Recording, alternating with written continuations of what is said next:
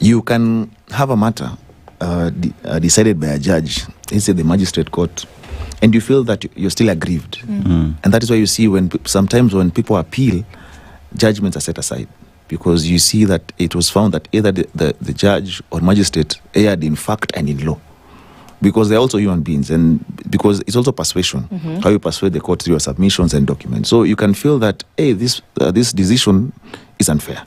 So when you appeal, sometimes all the time, people get a favorable judgment after an appeal.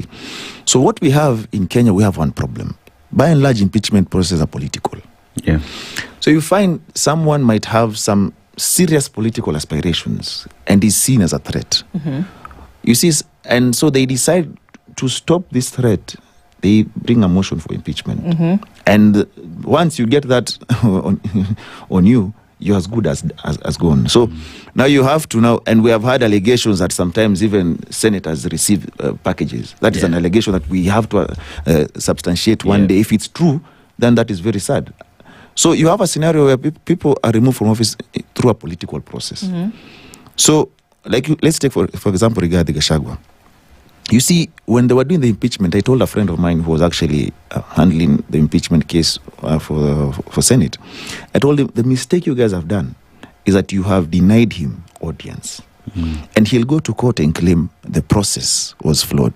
And that's what he's doing. In that he said, I was sick. They still had 2 more days for the process.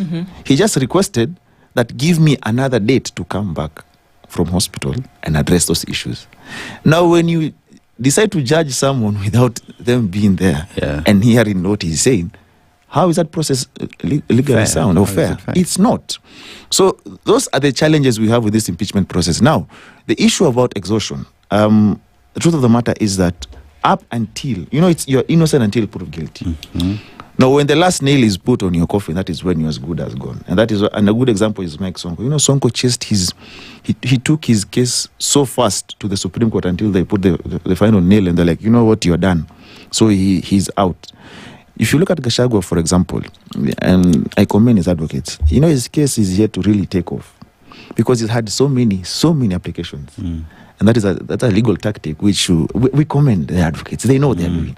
Because the more time they buy, the more they get to the Court of Appeal, they move to the Supreme Court. So he's looking for a way he can actually vie.